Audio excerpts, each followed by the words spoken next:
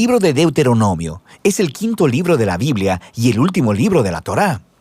Después del éxodo de Egipto, Israel estuvo en el monte Sinaí por un año, entrando en un pacto con su Dios.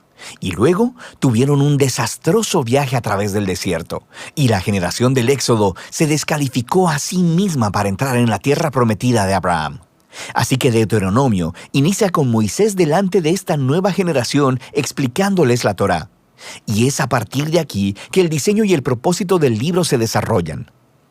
Deuteronomio está formado por una serie de discursos de Moisés donde él está solicitando a la nueva generación de Israel a ser fieles al pacto con su Dios.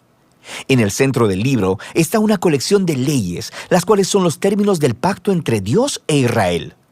Algunas de las leyes son nuevas, pero muchas son repeticiones de las leyes dadas anteriormente en el monte Sinaí. Y de este hecho es de donde el libro recibe su nombre, de la palabra griega Deuteronomion, que significa segunda ley. Alrededor de estas leyes se encuentran dos secciones externas con discursos de Moisés. Cada una de estas están divididas en dos partes. Profundicemos y veamos cómo funciona todo esto. Así que, primero que nada, Moisés resume la historia hasta ahora y resalta lo rebelde que fue la anterior generación, contrastando con la gracia constante de Dios y su provisión en el desierto. Y Dios sí trajo su justicia sobre ellos, pero no abandonó sus promesas del pacto. Después de esto siguen una serie de sermones muy apasionados, donde Moisés llama a esta nueva generación a ser más fieles al pacto que lo que sus padres habían sido.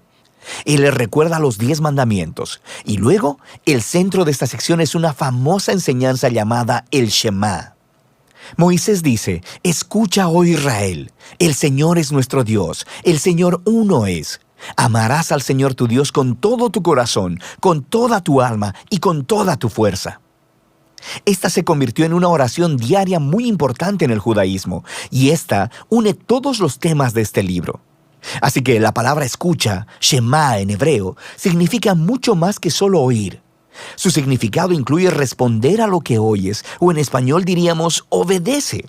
Y la palabra amarás en hebreo también significa mucho más que solo una emoción o sentimiento. Se trata de una decisión devota, de todo corazón a Dios, la cual involucra tu voluntad y tus emociones, tu mente y tu corazón. Ahora, para Israel su obediencia y devoción a Dios servían a un propósito mucho más grande. La obediencia a las leyes de Dios haría a Israel un pueblo único entre las naciones, justo como dijo Dios en el monte Sinaí. Ellos se convertirán en un reino de sacerdotes. Y Moisés ahora dice: ¿cómo? Israel tiene la oportunidad de mostrar al mundo entero la sabiduría y la justicia de Dios obedeciendo sus leyes. Y la otra idea clave en el Shema es que Israel estaba llamado a obedecer y ser devotos únicamente al Señor, o como literalmente dice en el hebreo, el Señor uno es. Ahora, tomando en cuenta el contexto, el punto central es que el Señor es el único Dios a quien Israel debe adorar y obedecer. Israel está a punto de entrar a la tierra de Canaán, donde las personas adoraban ídolos que representaban a todos los diferentes aspectos de la creación: el sol, el clima o el sexo y la guerra. Y en la perspectiva de Moisés, el adorar a esos dioses degrada a los humanos y destruye las comunidades. Pero adorar al Dios de Israel, quien es el Creador y el Redentor, esto guiará a la vida y a la bendición. Y así llegamos a la gran colección de leyes en el centro del libro, y estas están más o menos acomodadas por temas. Así, la sección inicial es acerca de la adoración de Israel a su Dios. Ellos debían tener un templo central donde el único Dios sería adorado. Y Dios también debía ser adorado mediante el cuidado que Israel proveyera a sus pobres. Por ejemplo, todos los israelitas debían apartar 1/10 de su ingreso anual para el templo, pero otro 10 debía apartarse cada 3 años y ser dado a los pobres. Y estas eran la clase de leyes que ponían a Israel en la vanguardia de la justicia en comparación con sus antiguos vecinos. Y todo estaba conectado con la adoración a Dios. La siguiente sección describe las cualidades de carácter de los líderes de Israel. Así que los ancianos, los sacerdotes y los reyes estaban bajo la autoridad de las leyes del pacto, las cuales Dios dijo que Él haría cumplir enviando profetas para pedirle cuenta a los líderes. De manera que en contraste con los vecinos de Israel, donde los reyes eran considerados como divinos y como la ley misma, los líderes de Israel estaban subordinados a la ley y a los profetas. Lo que continúa es una larga sección de leyes acerca de la vida civil de Israel. Reglas sobre el matrimonio, la familia y los negocios, también sobre la justicia social, sobre su sistema social y cómo debían proteger a los huérfanos y a los extranjeros, y luego estas reglas concluyen con más leyes sobre la adoración. Ahora, aquí hay algunos consejos para leer todas estas leyes. Recuerda, primero que nada, que estos son los términos del Pacto del Sinaí dados específicamente al Israel antiguo, quien vivía en una cultura que es muy diferente a la tuya. Y en segundo lugar, no será útil que compares estas leyes con las leyes modernas de una cultura muy diferente. Más bien, estas leyes fueron dadas para apartar a Israel, así que debemos comparar estas leyes con las de los vecinos de Israel, como Asiria y Babilonia. Y cuando haces eso, de repente, las leyes que parecen duras o extrañas se hacen mucho más claras. Puedes darte cuenta que Dios está empujando a Israel a un más alto nivel de justicia que el que se conociera hasta la fecha. Y finalmente, intenta discernir los principios centrales de sabiduría o justicia que están debajo de cualquier ley en particular, y descubrirás algunas cosas bastante profundas. Así que aquí tienes una tarea para obtener créditos extra. Ve a ver cómo el apóstol Pablo hace esto en su primera carta a los Corintios, capítulo 9, versículo 9, y él cita una ley de Deuteronomio capítulo 25, versículo 4. Es muy interesante. Volvamos a Moisés.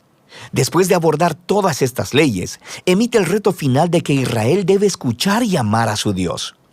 Él emite primero una advertencia y un ultimátum. Si Israel escucha y obedece a su Dios, todo irá genial. Habrá mucha bendición divina. Pero si ellos no obedecen y se rebelan, habrá hambre, plagas, devastación y eventualmente exilio de la tierra. Y luego Moisés los obliga a tomar una decisión.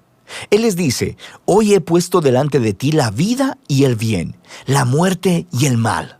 Escoge, pues, la vida para que vivas tú y tu descendencia, amando al Señor tu Dios y escuchando su voz. Pero luego Moisés dice esto, yo sé que después de mi muerte se corromperán y se apartarán de Dios y terminarán en el exilio. Lo que es un poco decepcionante, pero él ha estado con esta gente durante décadas y es bastante claro que sus esperanzas no son muy altas. Pero no todo está perdido, dice Moisés. Un día, cuando Israel esté en el exilio, en algún punto, dice Moisés, ellos pueden volverse a Dios, quien ha dicho con sus propias palabras que circuncidará sus corazones para que puedan amarle con todo su corazón y toda su alma y así tengan vida. Ahora, esta es una vívida metáfora que está diciendo que algo está fundamentalmente mal con el corazón de Israel. Es necio y duro, y es lo mismo que está mal con el corazón de toda la humanidad. Esto regresa a la rebelión de los humanos en el jardín del Edén. Los humanos eligieron separarse de Dios. Ellos quisieron definir por sí mismos el bien y el mal, y como resultado, arruinaron el mundo bueno de Dios. Pero un día, dice Moisés, Dios hará algo para transformar los corazones de su pueblo, para que puedan realmente escuchar y amar a Dios con todo el corazón. Y entonces serán llevados de vuelta a la vida verdadera. Esta es la promesa que retoman los profetas bíblicos posteriores, Jeremías y Ezequiel, la esperanza de un nuevo corazón. Así que Moisés termina su discurso con un poema de advertencia y luego de bendición. Luego sube a una montaña y muere. Y así termina la Torá. Todas las tensiones de los temas en la historia bíblica son colocados en su lugar, pero se quedan sin resolver. ¿Cuándo vendrá el descendiente de la mujer y derrotará al mal? ¿O cómo rescatará Dios a todo el mundo y bendecirá a todas las naciones a través de esta familia? ¿Y cómo pueden reconciliarse la santidad de Dios con personas que son rebeldes continuamente? ¿Y cómo transformará Dios los corazones de su pueblo? Para saberlo, deberás seguir leyendo. Pero por ahora, de eso trata el libro de Deuteronomio.